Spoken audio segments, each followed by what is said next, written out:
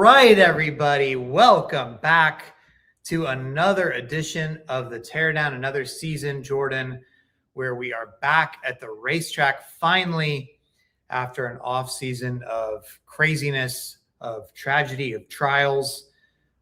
We are finally back at the racetrack, and this was not without trial itself, because this is 3 days later than planned. Jordan, we are here at Bowman Gray Stadium on a Wednesday night, and we're here much later than we thought, as it is almost Thursday now, as we were actually recording this. So, did the race end yet?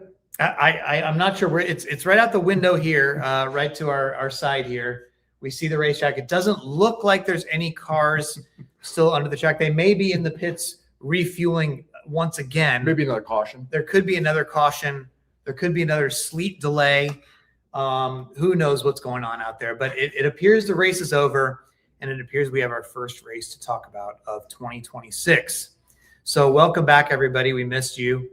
And there was one point, Jordan, where I looked at you in the media center. I just started laughing. You're like, what's going on? I was like, I was just thinking about the podcast tonight. I was just thinking, I was just thinking about how we're going to talk about this race, excuse me, on this show right here. And here we are. So where should we start, Jordan? This is supposed to be a celebration to like a new season, new beginning, excitement. I think we all agree Bowman Gray is a cool venue. It deserves to be in the rotation for these kind of events. It's supposed to be a celebration, all these great things. Instead, it's weather impacted. The race finally happens, and then it's caution after caution after caution. It's a lot of delays. It's stoppages. It goes longer, so long, it got booted off of network television to a third-tier cable channel. This is supposed to be a showcase, for what NASCAR is, and preview the Daytona 500 and be that appetizer and get people who really aren't NASCAR fans like, oh, NASCAR's back. Oh, this is kind of cool. I'm going to check this out. And I don't know. I don't think it accomplished any of those really goals tonight. And I think it just kind of left people going, what is going on here? Like, what is this? Where's my Masked Singer? Well, Jordan, I'm really sick of you being the negative one on this podcast. It's really disappointing to hear this from you, Jordan. Such a negative tone to come out and start the year like this. Wow. But, it was just, listen, at least it's an exhibition. Yeah. So it's easier to just be like, But this isn't, I agree, this is not the way that you would like to see this race unfold in terms of getting everybody excited about the season. We just came off, again, a season of negativity, right, with the trial. And then you moved past that, and you had this exciting playoff announcement and the hell yeah stuff. And the Roval news that you broke is gone. And it's a reset. The sport is going through a reset right now. Like, it really is. It's kind of a recalibration to kind of getting back to the essence of what it's supposed to be. And Bowman Gray should be part of that. And I think it's frustrating that it wasn't what this should be. And this is supposed to be a launch, and it wasn't a launch. It was like a rocket that just kind of peters out, Right, rocket noises needs a little help, I know, but that's it's early in the season. You can work on your rocket noises. But you know what? This is just this whole week. This really felt like a very NASCAR thing to happen kind of week in general, right? Like, I mean, and I've seen all the social media chatter. It starts with the snow delay, and I've been up here in Winston-Salem since Friday night, almost a week, and that was a bad idea, by the way. Yeah, you kept saying, Jordan, you just kept saying, Jeff, why don't you just stay in Charlotte? You'll be around people. There'll be stuff to walk to. Why did you stay at my place? Yeah, there's a hotel right nearby. He said, come over. You can hang out. We'll cook some dinners and be great. NASCAR had said, we're going to get this as close to the green flag start time on Sunday night as possible. We're going to do everything in our power. And I just thought, man, I would rather just get up to Winston-Salem and park myself near the track. And then when it happened, I'll be close. And in fact, maybe I'll be in a better position than you are, Jordan, having to drive from Charlotte. Of course, I didn't take into account that they're not going to start the race without everybody driving from Charlotte, including all the drivers in the teams. How are your peanut butter and jelly tacos that you ate in your hotel? You look like a prisoner, by the way. It looked like you were in Shawshank. Did you have toilet bowl water or toilet bowl wine too? You know what? My peanut butter and jelly tacos were better than what they serve in Shawshank. Okay, that's my favorite movie, and I can tell you that my food was better. There was no maggots in my food and all that. You look like a prisoner. It was a little bit of that for sure. By the end of I cooked a really nice meal the other night when you were barbecued chickens, mushrooms. It was fantastic. I made a bad choice.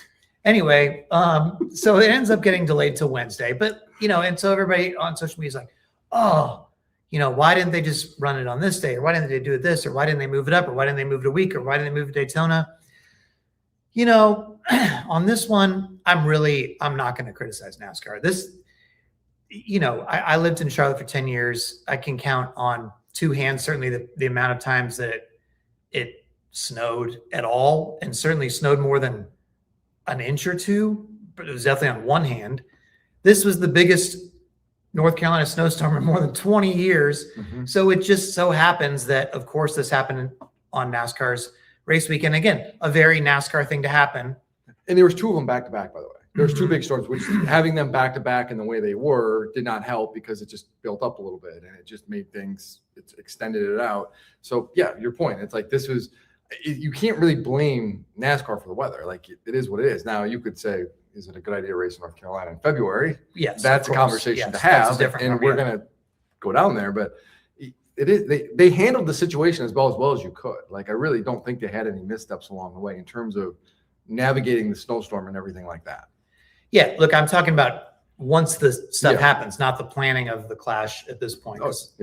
But yeah, I mean, you're like, okay. And plus, Raleigh, about 90 minutes away, only got 2 inches. They were like in this, so I think NASCAR was looking at it as like, we don't really usually get double-digit snowstorms. And so, maybe the forecast is going to be wrong, and then people would yell at us for going, oh, you moved it a week and it wasn't even that big of a deal. I can't believe you did this, right? So, and then we heard that, NASCAR explained, look, we can't, Fox, for instance, right? Like they can't have the race on Saturday night before the Super Bowl and then get the entire TV compound moved down to Daytona and set up in time for the Wednesday night qualifying session. So that was a factor, right? Moving it to Daytona. We heard the engines, there's only a certain amount of engines that can be for a restricted type race, a super speedway type race. Those are already allotted for, what's going to happen in the duels and Daytona 500 and Atlanta, by the way. Atlanta. And that was the other thing that you're talking to teams is as this idea was explored about whether to do this at Daytona or not was, man, like we got to build a super speedway car. Like we're going to have to bring another car down there because we're going to have to bring two cars, one for the duels just to be safe, or one for the 500 and then back up for the duels. And then we go to Atlanta after that. And so a team, theoretically, if you move the clash down there, could be out 4 cars to start the year. And that's a tough thing to ask a team, especially when they don't have a lot of turnaround time in a short notice. So it's just, it makes sense. You're like, oh man, Tuesday night, Daytona, like, okay. And I think it's an idea worth exploring. We're gonna probably dive into that. But in that short window that you had to make these decisions, it just wasn't feasible. So look, they can't do it on Sunday night. And, to their credit, they go, all right, well, instead of trying to move it to, keep delaying it, they said, we're just going to go for Wednesday. By then, the roads will be clear. I'm sure the state was kind of like telling them nudge, or the city, right? Like, well, it was emergency warning. They're telling people to stay home. You can't, hey, by the way, we're going to have a race and everybody's been coming from the Charlotte area. Yeah. Oh, but by the way, the public has to stay inside. Like you can't do that. And by the way, I mean, I came out here, a couple of days ago, where Ricky Stenhouse Jr. and Todd Gilliland. I mean, the stands were far from being ready a couple of days ago. I mean, there was a significant. I sat in the stands for the whole practice, last chance race tonight, and I sat it for half of the main event until it started sleeting, and I gave up. But I mean, the stands were because when I was here the other day, I was like, well, they might be able to clear the snow, but there's still going to be a lot of ice because they were having a lot of problems with scraping up that ice, even from that first storm we talked about. There was a dude that had like this big blowtorch thing going around trying to melt ice. And I was like, there's going to be a lot of ice. And the grandstands in the areas I was at was really good. And so, like, again, they did what they could, get the race in. It looked like for a while that the forecast for tonight was going to be really bad. Then all day today, it seemed to be clearing up. And you're like, okay, well, now it's not going to be affected. And, they end up getting the race going. And the first 100 laps, I thought, Jordan, were pretty good. I thought it was pretty good. I mean, there was some movement through the field. There was some lead changes. It looked pretty racy to me. Again, I was up in the stands. The fans seemed to be into it. And, I was entertained watching, the leaders come up on lap traffic. And, you had the sort of weepers type situation. I don't really know that it's a weeper if it's snow melting from under the safer barrier and coming onto the track. But, at least to that point, you're like, okay. And then as I'm tweeting about the halfway break, I'm looking at my phone and there's moisture on the phone, and it's not me spitting on my screen or something. I'm looking up and you're like, uh-oh. And you start to see it in the lights, and it was more and more. And then it started to get sort of that crisp pinginess, like not snow, but like that icy little pellets on your face. You're like, oh, it is sleeting right now. And then you can see it and you're like, okay, well, that might be a little bit more than just like a little rain shower or something, because I don't know what they're going to do with this. It's almost freezing already. And I think that's really when the whole race changed to me. 100%. I mean, the first 100 laps were fine, but then it was that break, and you're like, oh my goodness. Then it was supposed to be a 10-minute break, and they're going to change tires, and you're like, okay, get back out there. But that extended because of the weather. Then they put them on the racetrack, and they're circling, and you're like, what are, you've got wet weather tires. It felt like one of those situations we've seen in New Hampshire and some other places where the NASCAR is kind of in this weird in between of like, yeah, we've got the wet weather package, but we're just not 100% confident or, feeling good about it to a point where we want to go with it.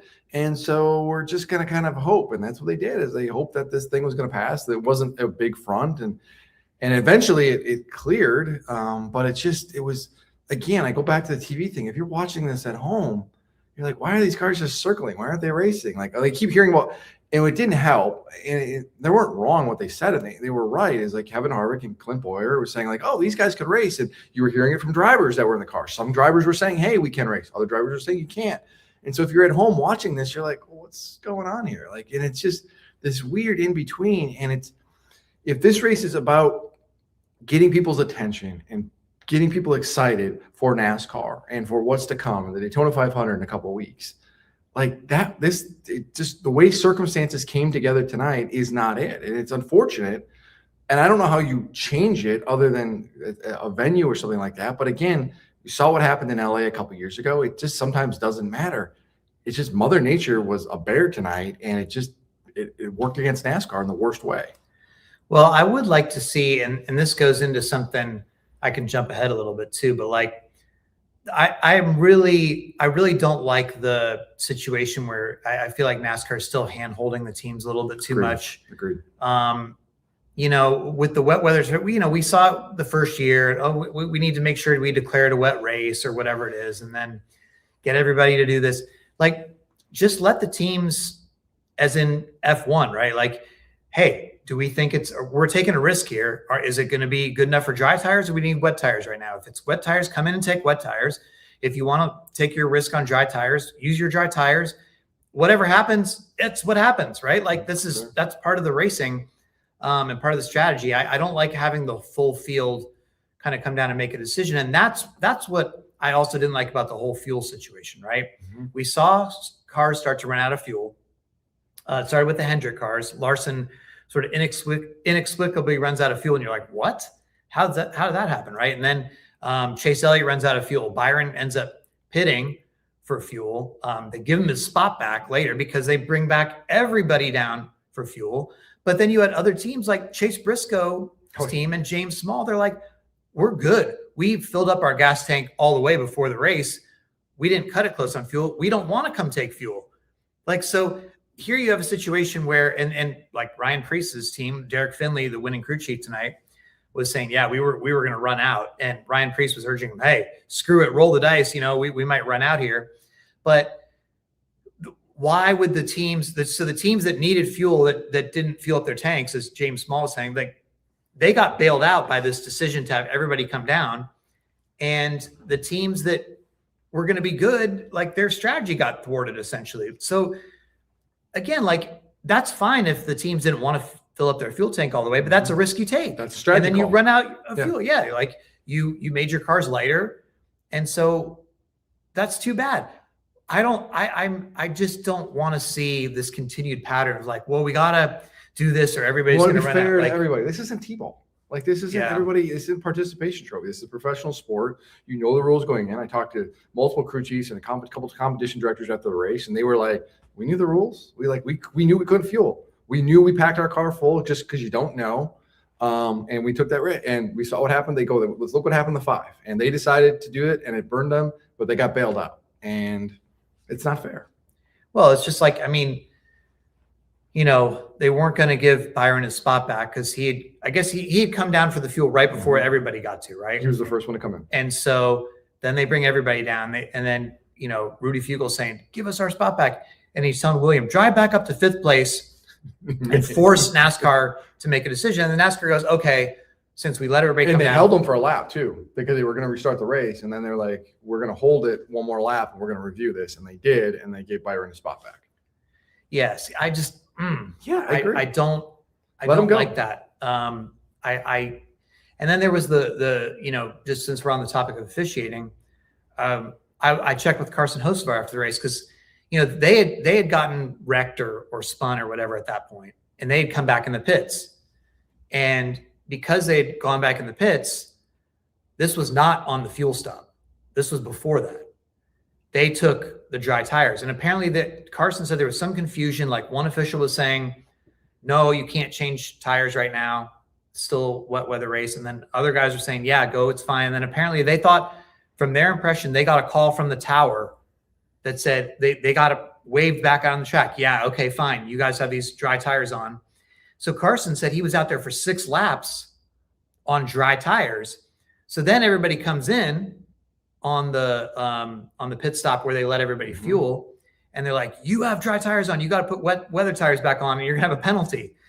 And it's like, well, you know, somebody let them go out. So there was, and you know, Carson was saying, I think there was probably just a lot of confusion. All the radios were lighting up in the tower at the time, and maybe it just got missed. But you know, they were like, let us decide basically whether we want to do that or not. Like, and it just, I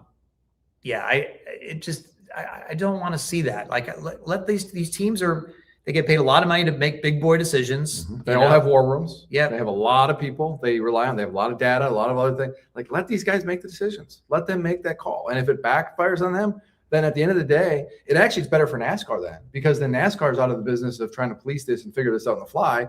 And then it'd be like, hey, listen, that was your choice. Yeah. You don't blame us. You know the rules. That was your choice.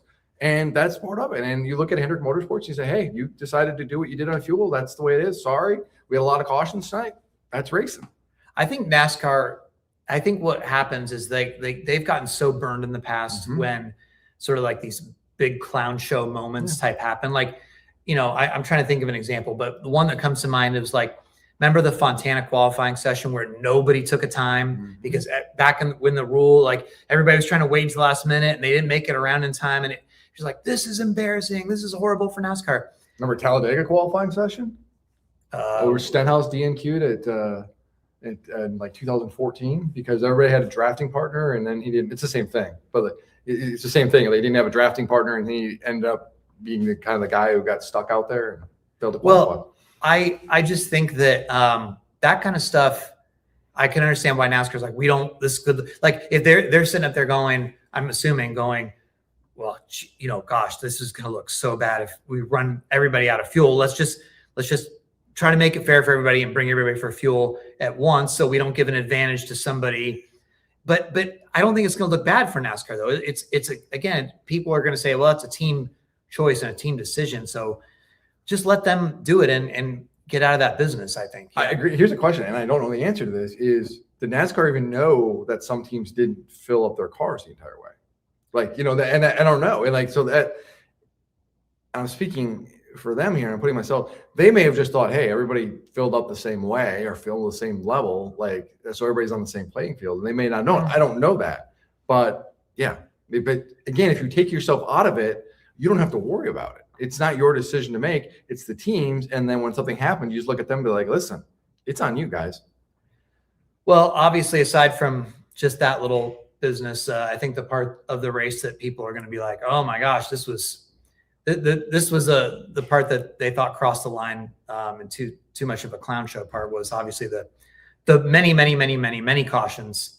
And it didn't help, of course, that caution laps are not counted in this race. So, there was one point, I think, where they ran 5 laps in like 15 minutes because the caution laps weren't counting. This race total time, from what I saw in my stats sheet that NASCAR has, it was a total of 3 hours, 13 minutes.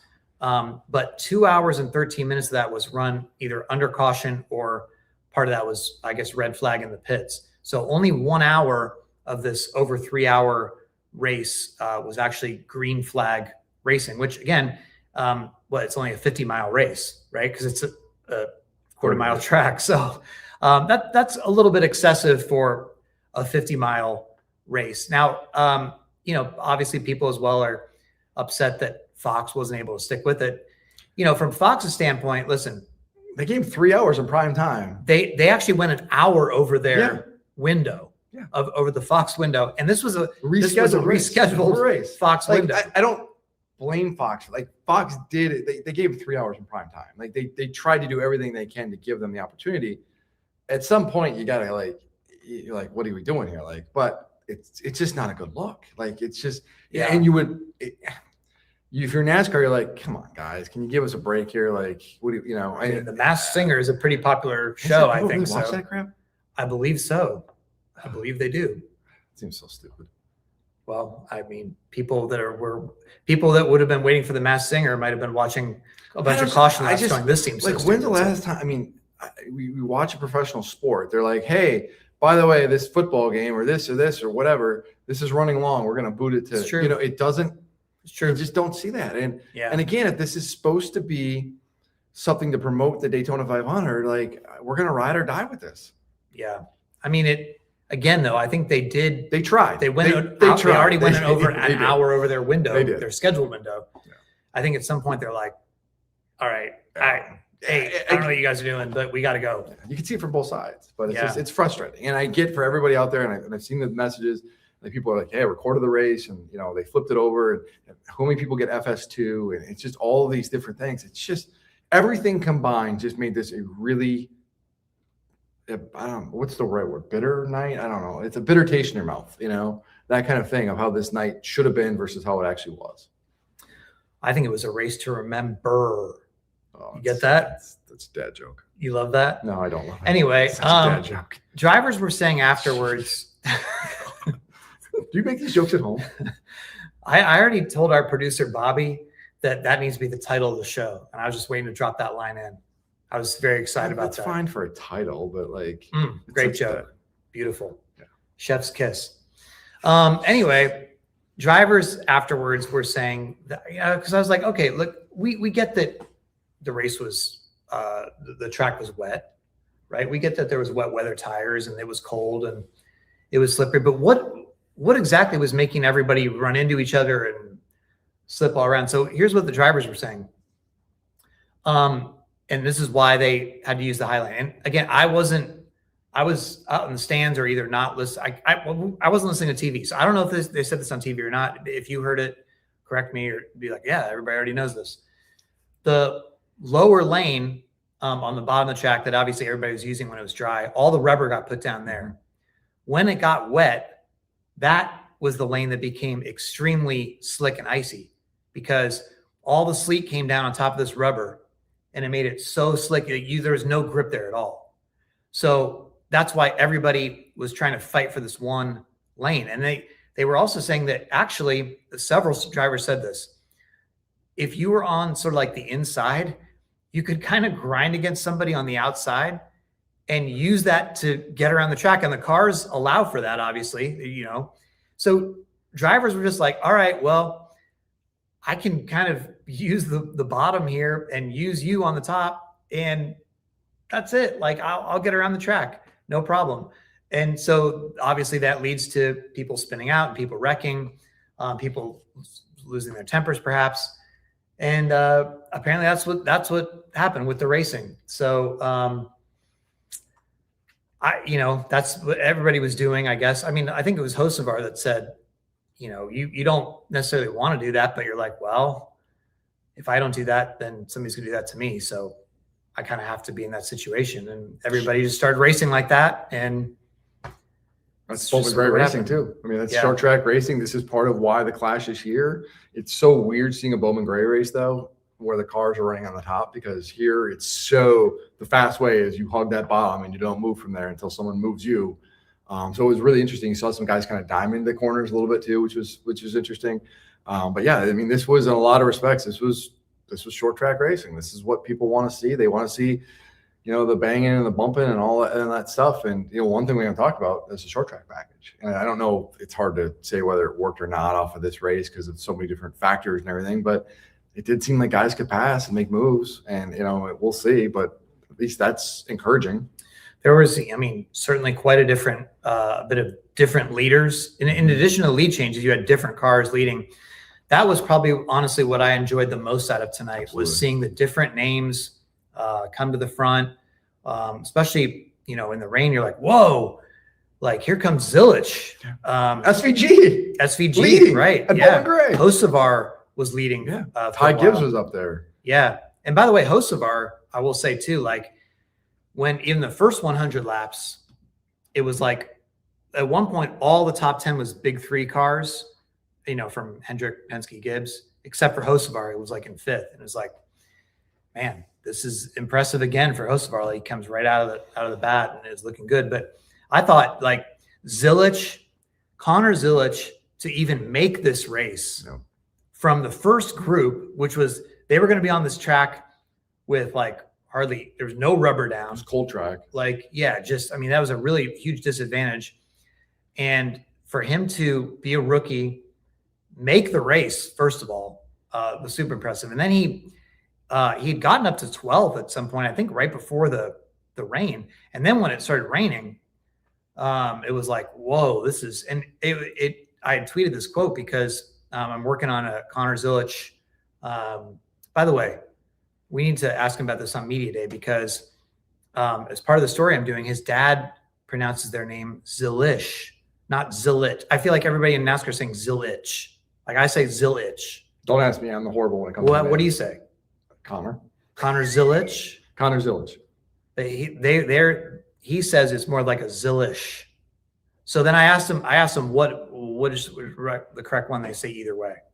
So, but to me, it's like, he was saying that, oh yeah, when Connor was karting in Europe, like he was by far the best in the world for his age group and at karting in the rain. Like he was a second half faster than even Kimi Antonelli, who's obviously driving for Mercedes in F1 now, when they were racing against each other. It was like, and he was saying Connor hasn't gotten to use that skill yet in NASCAR. So, we got to see part of that tonight, part of that show. But there was a bunch of guys, they would get up there and then Daniel Suarez was another one, by the way. Oh, Suarez had a great night. Yep. I mean, finished top 5. He ended up 4th, right? 4th, yep. So, and he was battling hard with some guys tonight. I mean, he got into it with SVG. He seemed to be racing his teammates, his old teammates, from Trackhouse quite aggressively. Although I think it was Bob that asked him about that afterwards. And he said, I just race people how they race me, man. But it seemed like he was like, I'm not taking any crap from you guys, obviously. I mean, and look, he's got something to prove. I'd be the same way. I mean, if somewhere lets me go and I'm against the people that replace me essentially, or that they decided to pick over me, oh yeah. I mean, that would motivate me for sure. So yeah, I mean, he's in the bigger picture is he's racing for his career in a lot of respects this year. It's like this is a 1-year deal with Spire Motorsports, and if this doesn't work out for him, where do you go from here? I mean, it's the options get pretty limited. So this is maybe his best last chance to prove himself in the Cup Series. And so he's going to be aggressive. He's going to be hungry. And especially when you're with a brand new team, you want to kind of show them of, hey guys, I can do this. You want to impress them a little bit. So I think that bodes into it as well. Well, and we're going to talk about this more on, our season preview episode that many of you have been patiently asking us for. Some of you probably don't even know what we're talking about, but each year Jordan and I do like a season preview, team by team, make our picks and all that. And we've been, the most popular comment for me lately has been, where is this thing? Like, how come you guys haven't done this yet? Sorry about that. We will do that. We're planning to do that before Daytona. But I think one storyline that's going to be on everybody's mind this year is who is going to be among that group that gets up there that's not in the big three, right? Because in the chase with 16 drivers and points, you're going to think, well, I mean, if you're on one of those teams, there's really no reason you should miss the chase, right? Like, I mean, if you're driving for Gibbs, Penske, or Hendrick, you should be able to make it. I mean, it's over the 26 races, all different types of tracks. Sure, things happen, but like, you should probably make it. So then that doesn't leave very many spots left, right? That's 11 of 16 spots right there. Yeah. And then that's not even including Tyler Reddick, who I think we would probably flirting with that, right? And then, there's Chris Buescher, Bubba Wallace, like it starts. Yeah. So it starts to, the track house guys, right? Yeah. Like, what do you do with those guys? Mm-hmm. What do you do with the Spire guys? What do you do with the RFK guys? What do you do with the RCR guys? So, I think you start looking at that, man, like who is going to step up? So when tonight we're seeing, wow, look at Hocevar, right? Like he's right in that group. He had a pretty good night. And to see Zilish right away. Okay, you're like, okay, I'm not really thinking that a lot of people are going to put him in their top 16 as a rookie, but you see over and over the adaptability. SVG, like there was a large portion of tonight where you're like, is this guy going to win on an oval? At Bowman Gray? Like, I mean, wow, incredible. I mean, a lot of that was his talent in wet weather during that part before the dry line started to come out. But, so you're like, who of that group is going to step up? That's going to be one of the most fascinating and fun topics to talk about this year, because I really don't think we know that much. And so I'm very anxious to see that. So that part of it for me, that was the most fun part of tonight, was seeing like, okay, who's it going to be? I think there was some, look, you can't take too much from this race, but Hocevar said afterwards, look, it's still a cup race, right? Like everybody still, went to the sim and tried to prepare for this, and everybody still came out here to compete and do their best. So, it's not like it was just some total throwaway. Like people wanted to come win. So and Ryan Preece said the same thing. And it's easy for the winner to say that, but this is a guy who's never won a Cup Series race before, is much in a similar position like Suarez, having to prove himself, showing, hey, I belong with this team. You should be keeping me. There may be some uncertainty with the charter situation and everything like that. Like, hey, I got to go prove myself. I had a really solid year last year, but can I take that next step? Can I show that last year wasn't just a one-off? Can I show that, hey, I can do this year in and year out? And he went out there tonight, and on a night that where chaos was reigning and a lot of people made mistakes and found trouble, he drove a really near flawless race and kept his cool. Maybe not on the radio at all times, so that was wildly entertaining, but did a really good job. And you could tell what this meant to him afterwards. Like he was proud of himself for winning this race, because, yeah, it's an exhibition. It's not going to show up in the record book. It certainly means something to him, though. Well, let's talk about Ryan Preece. Here's a guy who obviously everybody goes, wow, man, short track ace. And there was that Martinsville race a few years ago where he led the first part of it. And then he got a speeding penalty, and then that put him to the back, and you kind of never heard of him. We couldn't pass that day. Yeah, that's right. And so, you keep waiting for these sort of moments to happen. And, we saw it tonight, right? Like he was able to work his way up. They were obviously upset on the radio about when it was wet weather, we can't see, and this is stupid, and somebody in NASCAR has to have common sense and all that stuff. But once it got back going and he picked his way up through the field, and especially once it started to go dry, he was the best car out there, right? And it sounded like he was keeping even some stuff in the bank, because I think you posted a quote with, like, he said, with 15 to go, I'm gonna let it rip. Start letting it rip, and he already had a decent lead at that point. Yep. So, I think this is big for Ryan Preece in the sense that, like, look, it's an exhibition race. It doesn't go down the record books. And when we talk about winners at the end of the year, if he doesn't win another race, people are not even going to mention this. And then it'll be one of those things where you go, well, wait, Ryan Preece won the Clash too. It's people do this for the All-Star race all the time, right? Like, this race can kind of easily get forgotten. But what this does is you go, okay, I can do it. The team knows they can do it. The driver and the team know together we can do it. The organization's like, okay, we didn't win anything last year. This is good for us. And so, I think just momentum-wise, going into a season where, look, you're going to have consistency, and I think RFK is one of those teams, like with Buescher. We don't know Keselowski's status after his injury, but it's going to be one of those things. It's like, Preece can absolutely make the top 16 on points. What does he have to do to do that? He has to have confident nights like tonight. So I think while this doesn't change his career, I think this is a big thing that could change his season or point in the right direction. Where people say, is momentum really a thing in racing? I think confidence is.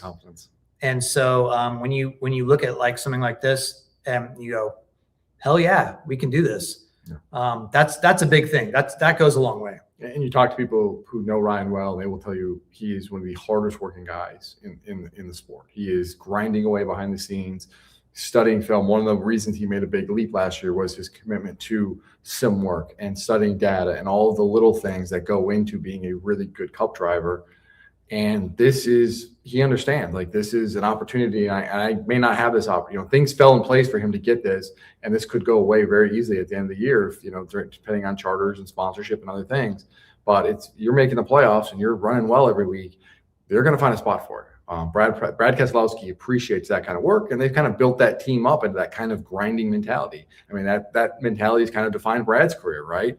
Chris Buescher is that same person. So to have this, to point at it and say, hey, listen, I'm just not somebody who works hard behind the scenes. I can actually take that hard work and put it on the racetrack, and here's some bona fide results as part of that. That speaks well to that. Well, should we talk? Oh, it looks like it's snowing again now outside the window here. It is snowing. It is snowing. It's actually snowing. All right. Can I bring this up now? All right. What are we going to do about the Clash? Yeah, I have an idea. Okay. All right. I agree with everybody who says I was in favor of the Clash moving from Daytona. I love Bowman Gray. I want to see this place, by the way. Can we just make this the All-Star race venue? Like May.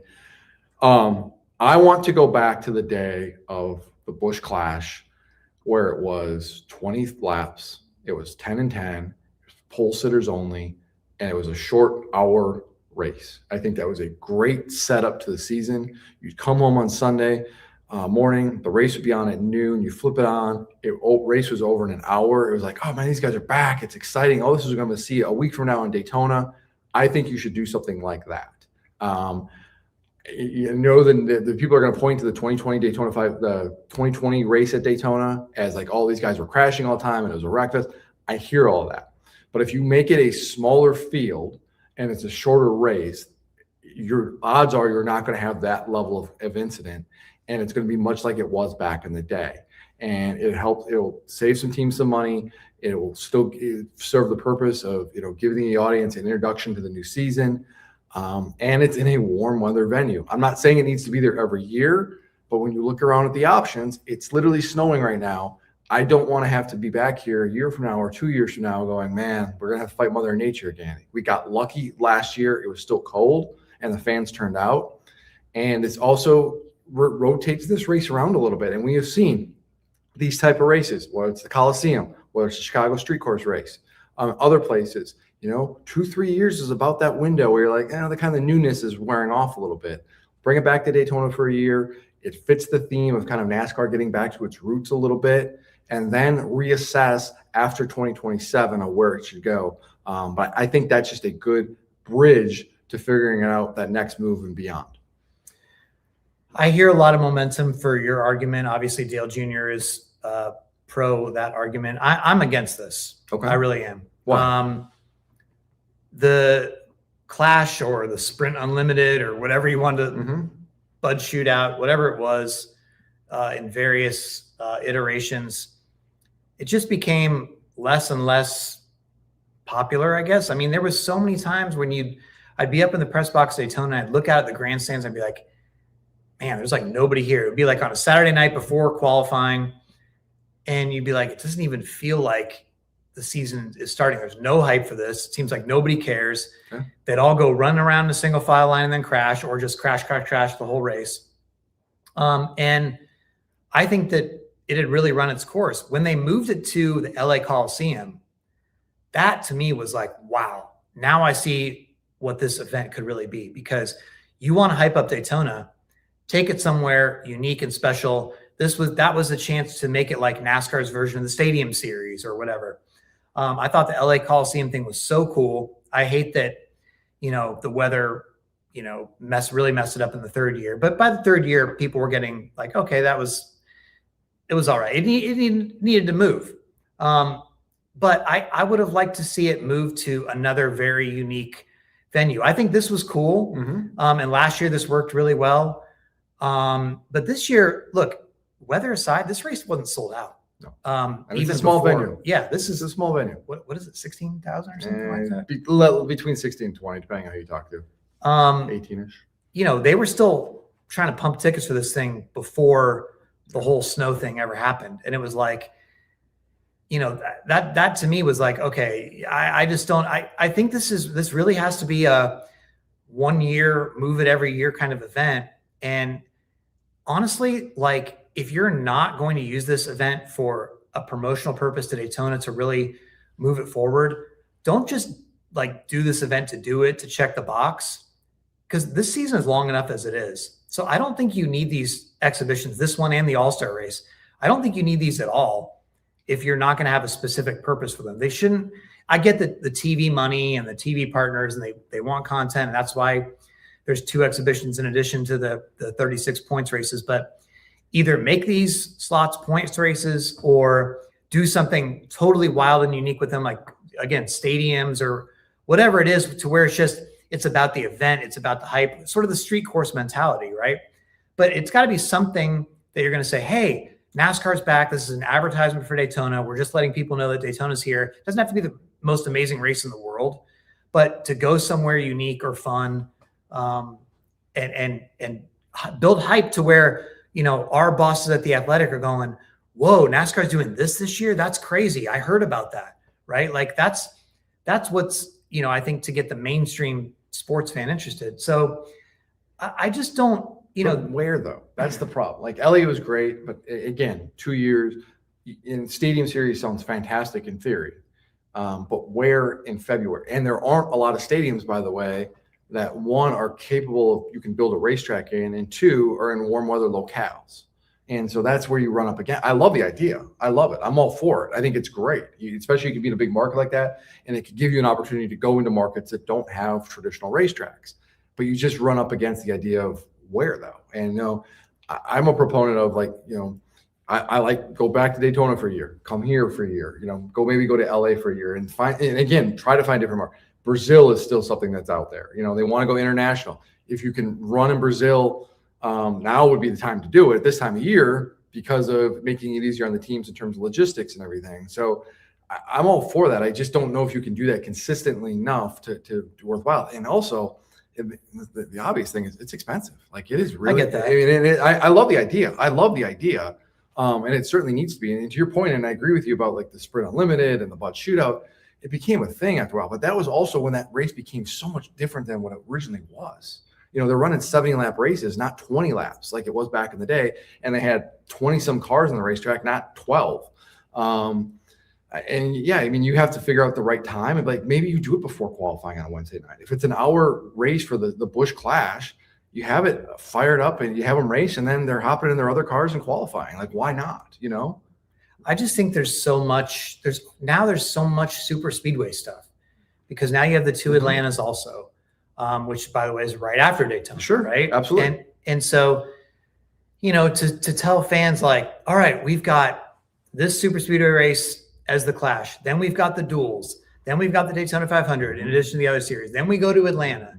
It's just like, all right, we've kind of seen a lot of this. And I just don't think, like, traditionalist wise, I understand, your reasoning and people like Dale Jr., but I don't think saying, all right, let's just do a short clash race and have these, just the pole winners in. I don't think that would like get a bunch of people suddenly to go down to the race that wouldn't have otherwise been there. To be honest with you, I'm not even worried about attendance.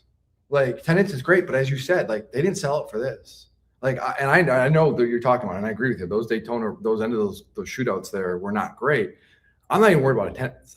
To me, this is a made for TV race. This is what this is. Then you have to make this exciting for the people at home to want them to say, hey, I want to tune in for the Daytona 500, because this is what this is. This is an infomercial. And so, yeah, it would be great to sell tickets and get everybody out. Heck yeah, absolutely. But that's not my chief priority. My chief thing is like, I want to get people to watch it on TV. Well, unfortunately, unless you go do it in a dome, and even, the American domes, there's a chance that some football team could be in the playoffs, end up hosting a playoff game. Our college football is expanding. Their playoffs are big now. Yeah. So, I mean, you pretty much have to do it to where it would obviously have to be after when the NFC and AFC championship games would be, just in case, right? Like if you're going to plan it a year out and you say, oh, we're going to go and, run this in, well, I mean, I guess, I don't know, like, again, could you do it in like Seattle's baseball stadium or? Well, if you mean, it's just, but you can't build a track in a week. And you don't, you're not going to do it. And they're always the chief tenant at all these stadiums is the NFL. Well, again, and then you're running into weather too in Seattle. I mean, there's other places too. Like how many warm? No, I was saying Seattle's baseball stadium. Oh, yeah. Well, that's closed. Yeah. But it's just it's a tough thing. Yeah. No, I know it's not easy. It's certainly expensive, and obviously, look, the teams certainly like this event in the sense that, hey, it's pretty close to Charlotte, and particularly even closer to Mooresville and the area around, a lot of the shops. So, it's an easy drive for them, and it's pretty much a home race. So that makes it a lot easier in a long season on the teams. I just really, really loved that first year in LA, where it felt like even everybody in LA knew that NASCAR was in town, and the Super Bowl was going to be in LA the next weekend that year. And so NASCAR was sort of able to ride that wave and really make an impact and turn what would otherwise be sort of a ho-hum event into something really big. And so I would just love to see that. I cannot believe it's snowing right now. We're like, I'm just mesmerized. You're never getting home, by the way. You're going to be eating peanut butter and jelly taco sandwiches in your Shawshank hotel room. This better not stick. Drinking your hooch wine from the toilet. This is unbelievable. You're never getting home. You might why don't you just go right to Daytona from here? I think my wife would kill me. I've already been gone for more days than expected. My poor daughters, we live in Denver, Colorado, obviously. We bought them sleds in the fall, and they haven't gotten to use the sleds yet. And they keep asking why there hasn't been enough snow yet. We've only had should have brought the Winston-Salem. And I come here and I'm like, hey, girls, look out the window. There's like 11 inches of snow. We haven't had that much snow in a single snowstorm in Denver in probably 3 years. So this was a real fluke, weird week. But, Jordan, we can only hope that going forward, this was the weird oddity of the season for Seth Eggert's oddity charts and all that stuff, that we get to Daytona and we have beautiful sunshine and no strange things happening. I hope so. Because we had just had a whole year where no NASCAR National Series races were postponed by weather. And now here we are. I'm wearing snow boots, and I'm glad I did, because to walk up to the stands, you had to, that part was not shoveled, and it was still icy, and everybody going back and forth from the garage to the stands, people were holding onto the rails and slipping. I was like, oh, thank goodness I got the snow boots. But here we are finishing up a podcast after a 3-day delayed race, and it's literally snowing. I mean, this is going to be, if I can get a quiet track with the snow in it, that will be one of a kind. But anyway, let's just hope this was a weird one. Everybody laugh about it. It was just an exhibition. Kind of funny, kind of sad, kind of silly. Disappointing. But can we just say again, love Bowman Gray. Love this place. Love the venue. Fans are great. Fans for are sure. great. Like an all-star race here would be so damn cool. I agree. Like in May. This would be a great place for the All-Star. That is what the all-star Yeah. race is about. It's something like this. For no offense to Dover, but like, yeah. Now, what would you trade SMI to get them to give up the All-Star race? You got to trade them It's not like something a championship good. race for here. You give them The year NASCAR hosts the all-star race, we give them a championship race, probably in Vegas or Charlotte, or you pick. okay. Why I not? mean, it seems like you're giving them a lot for just to get the All-Star race at I don't know. a small venue, but I mean, you can market the hell out of it. I think an all-star race here would be electric. I mean, you go back a year ago to this race. Remember the fans were into it. It was packed. yeah. Energy. Remember the driver intros? Like how crazy it was. Like think of that for an all-star race. Yeah, and the weather would be nice too. So that would even add more, get people really jacked up. Oh my God, an all-star race here. Yes, this is my number one spot for an all-star race. Well, and also like, I do want to say, I thought this was really, really great on NASCAR's part. NASCAR offered full refunds for the ticket sales for this whole event. So a lot of fans, cashed in on that in terms of saying, hey, we can't make it, or we don't want to go anymore, or whatever. Remember, it wasn't that long ago where the rain out policies and the refund policies were pretty poor across all NASCAR. SMI started with a better policy. I think Pocono started with a better policy. So I was happy to see NASCAR do that as well. So, I mean, that's one reason why not everybody was here tonight, right? Like, I mean, maybe some people wouldn't have been able to make it. They would have had to eat their tickets. So I thought it was good. I mean, it was a hearty group. For sure. I mean, at one point when I was out in the stands, they said, I think Monica Palumbo was on the PA, and she's like, raise your hand if you're one of the Bowman Gray regulars. And I felt like 75% of the people raised their hand. It was like, well, they came out for this, they love racing. So it's legit snow, like legit snowing. Yep. Like not heavy, but steady. I think the people on the stream and the podcast got that, but yeah. Anything else? Nothing. This was a great start to the year. We will be back with you for the preview episode if I can get my crap together. And Jordan, Jordan's available because all he does is work. But after I've left, sorry, the snow is really distracting. Jordan is right. There's huge puffy flakes of snow coming down right now. It's really. Why couldn't we have raced in this? This would have been amazing. This is fun. This is pretty. Anyway, and then after that, everybody, we will be coming to you, I think, on a live stream. That's my impression. Media Day. From Daytona 500 Media Day. I believe it's from noon next Wednesday, this Wednesday coming up, from noon Eastern to 7 p.m. Eastern, I believe. Right. Yep. If we're able to do the live stream like I think we are. And we are going to have every Cup driver for 10 minutes on the show, and back to back, no breaks. Scott Hansen says it's time for 7 hours of commercial-free football on Red Zone, and we're going to be 7 hours of commercial-free, no bathroom breaks, at least for me. You can get up. No, we did. I didn't get up at all last year. No bathroom breaks, no eating, driver interviews straight through. So if you want to join us or have us on your background for work next Wednesday, that is our plan as well. And then, of course, we'll both be on live shows. If you're coming to Daytona in the fan zone on Thursday, I can't remember the time, but I'm going to be on one show that Dirty Mo is doing. And then Dirty Mo is doing it in collaboration with Sirius, and Jordan's going to be on the one right after me, right in the fan zone. I think I'm on with Dale Jr. and Blaney and Freddie Kraft, who's you're on with. I don't know. Jordan's on with somebody just as cool right after that show. And we do have bad news, though, that I just found out today. And partly this is my fault for not following up. Mostly it's Jordan's fault. No, it's my fault. You talk about the. Yes. I found out today there's no dunk tank. That's my fault, actually. It's not his fault. It's my fault. Well, I should have asked you about it. No, you did. We talked about it briefly. I will say the fine folks at Daytona, they were on board with this. They wanted to do it. As we all know, off-season got very busy. A lot of things going on. And that unfortunately took precedence. And so wasn't able to put the final details together. That said, if everybody really does want to see Jeff in a dunk tank, I think we can still do this. And I think and actually, you're welcome, by the way, because I'm saving you. if we're going to do this, I think summer in Daytona in August is probably the better idea to do that. So I'm going to work on that.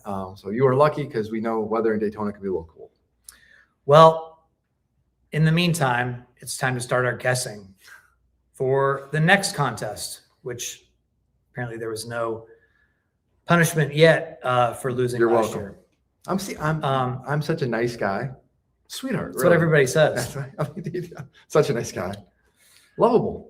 You know what is really great, I think, Jordan, is can you see the comments on the live stream today? My eyes are not that great. So the computer, for those of you either watching or listening, the computer is farther away from us than normal in this setting that we have. So I can't see the comments at all. I was going to say my But eyes Jordan is wearing something that looks like a dead cow, the fur of a dead cow, or the fur of a skunk or something. And I bet that the comments have been lighting up. You're going to go through them afterwards?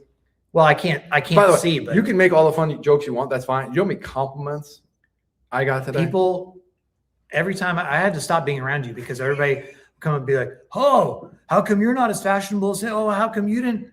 I'm like, no. Do you see what he's wearing? Why would you wear that? I had a driver had wanted me to text him the link of where I got this. I bet that's the case. Yeah. I had one driver come up to me today and like rub me in the media center, which is really uncomfortable, by the way. You were there for Corey LaJoy when he did that? It was really awkward. I'm like, Corey, like seriously, like this is an HR violation. You got to stop. Anyway, this just goes to show you what a strange world this is. But that I dress well and fashionable, and you look what like would you like to guess? Like a homeless dad. Thank you. What would you like to guess on the good race? You do. Look I have. Do you know what I mean? I have 3 layers you look on, like a homeless dad. and I'm wearing 3 layers of pants and 3 layers of sweatshirt and 2 pairs of socks and my snow boots. Some of us like to actually be out with the people, unlike you staying in the media center. I walked around a lot today. So I was sick. God, this is unbelievable. Oh, no, you got on me for talking about the snow, and now you're doing it too. Full-blown snow globe. I got to get out there and take a quiet track. Anyway, what's your guess for the poll? You want me to type it in and you guess, and I'll just show it? I'm just fine. I don't care. You don't care anymore about the. No, I mean, win 2 out of 3 years. Just winning gets old after a while. 34%. Well, to be honest, I'm not gonna. I'm gonna, give my real. I'm not gonna base my thing off your guess. I was gonna say what I was actually gonna say. I think I'm probably too high, honestly, but I was gonna say 42.3. I just don't. I thought I was going lower. The second half of this race was not. I don't think a good race. So. That's what Twitter felt like. And I just don't see a lot of redeeming quality for people are going to go very high. So I think you're going to win and start off 1-0, but that's why the vote takes place. So anyway, all right. Well, that's our first episode post race. Again, we'll be back with you. Team preview. With the team preview. Maybe it'll be in your podcast feeds Monday morning. Soon, Monday or Tuesday. And then Wednesday, Media Day, Daytona, and we'll be going right into the Daytona 500. Everybody, thanks as always for listening and watching. We'll talk to you next time on The Teardown. See you, everybody.